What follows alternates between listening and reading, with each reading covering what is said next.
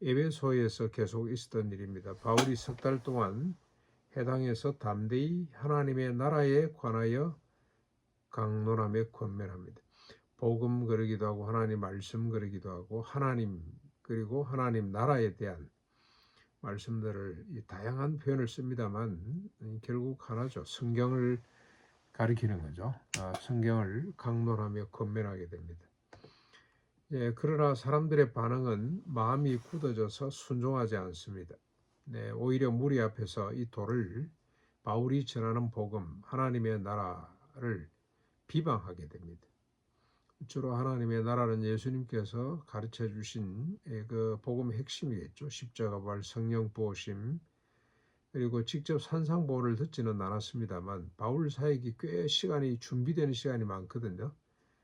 그래서 아마 제자들을 통해서 상당히 예수님에 대한 정보, 예수님에 대한 말씀들을 많이 또 예수님이 하신 말씀들을 많이 듣고 정리를 했을 겁니다. 이것들을 전하는데 우리들이 마음이 굳어져서 받아들이지를 못하고 오히려 이 돌을 무리들 앞에서 공개적으로 비방을 하게 됩니다.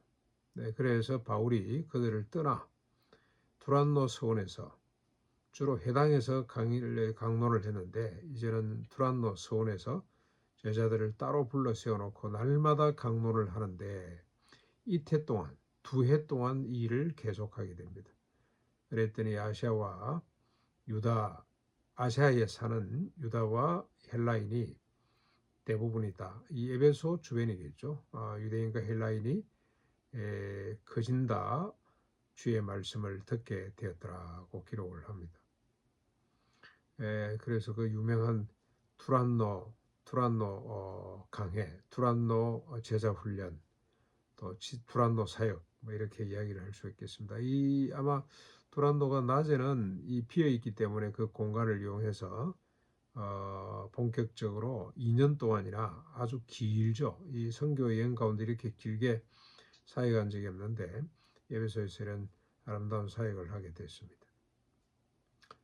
그랬더니 11절 12절 하나님께서 바울의 사역을 돕기 위해 이 격려하고 위로하고 또 복 주시기 위해서 놀라운 능력을 행하도록 해주셨습니다. 11절에 보면은 하나님이 바울의 손으로 놀라운 능력을 행하게 하셨더라고 기록이 됩니다.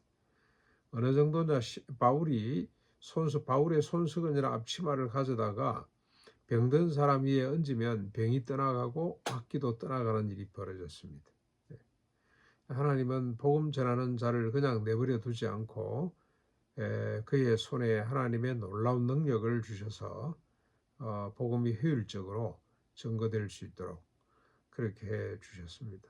우리가 늘 살폈습니다. 지금 김용기 장로의 권위는 정말로 참 사람이 이해할 수 없을 만큼 참 그의 권위가 대단했는데 하나님이 그에게 권위를 주신 이유는 그가 늘 복음을 전했기 때문에 하나님의 나라와 의를 아예 그냥 표방하고 하나님의 나라와 의를 실천으로 또는 말로 드러냈기 때문에 하나님께서 그를 높이셨다고 이렇게 믿습니다. 옛날이나 지금이나 하나님 말씀을 전하려고 하는 자에게 하나님께서 반드시 함께 하시는데 능력으로 함께 해주시는 거죠.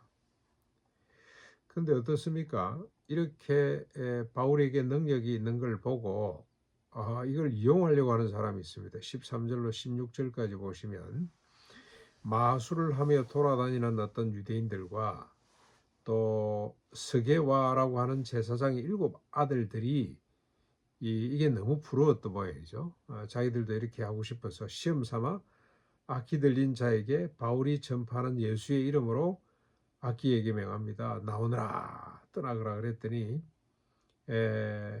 어떤 일이 벌어졌습니까? 악기가 내가 예수도 알고 바울도 알지만 너희는 누구냐 하면서 그들을 달래들어 가지고 그를 그냥 눌러버린 이기니 그들이 벗어몸으로 도망을 했더라.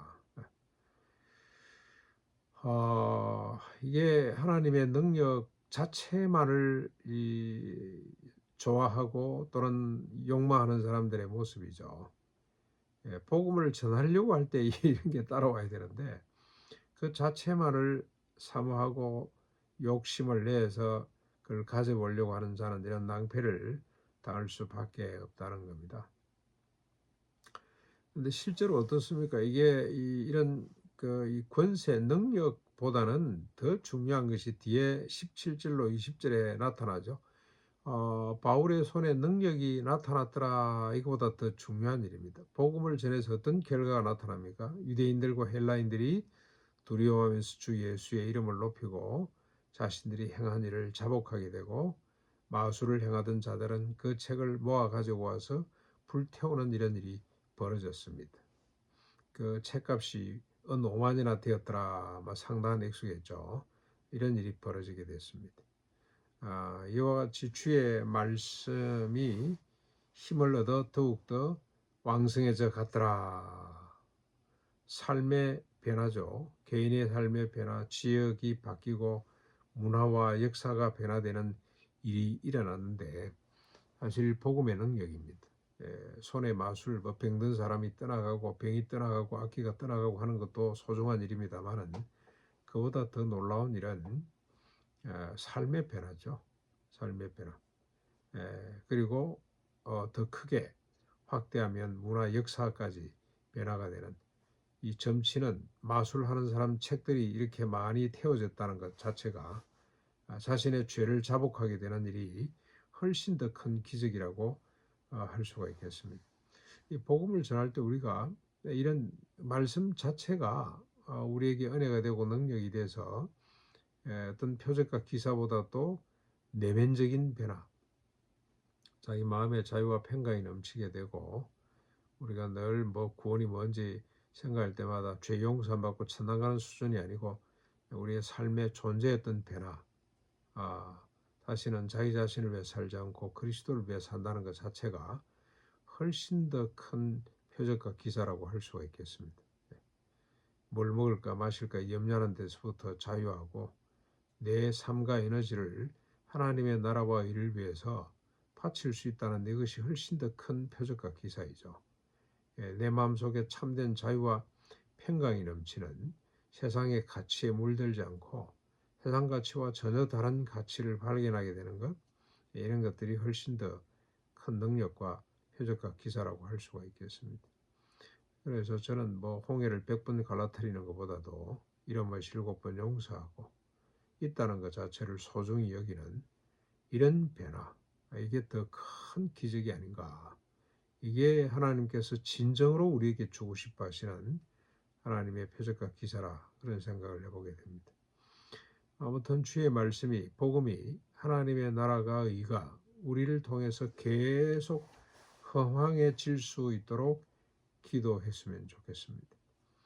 김용길은 이걸 복민운동이라고 그랬는데, 이 복민운동, 예수 말씀대로, 하나님 말씀대로 살아서 복받고 살자. 이 복받고 산다는 것은 물질적으로 세상 권세가 높아지고 세상의 명예가 높아지고 그런 것 아닙니다. 일용할 양식으로 만족할 줄 알고 더불어 함께 살아가는 이게 복이죠. 왜 그렇습니까? 우리가 한 혈통으로 지음을 받았기 때문에, 우리가 서로 한 가족이기 때문에, 온 인류가 서로 하나이기 때문에, 그래서 우리가 서로 무한 책임을 지는, 그래서 내가 많이 갖는 것에 대해서 오히려 더 참 힘들어하고 고통스러워하고 더불어 함께 살려고 하는, 이게 더 큰 복이고 이게 더 큰 영광이라고 우리가 그런 생각을 갖고, 아무튼 하나님 말씀이, 복음이, 하나님의 나라와 이가 우리를 통해 계속 흥왕해질 수 있도록 아침에 같이 한번 기도하겠습니다.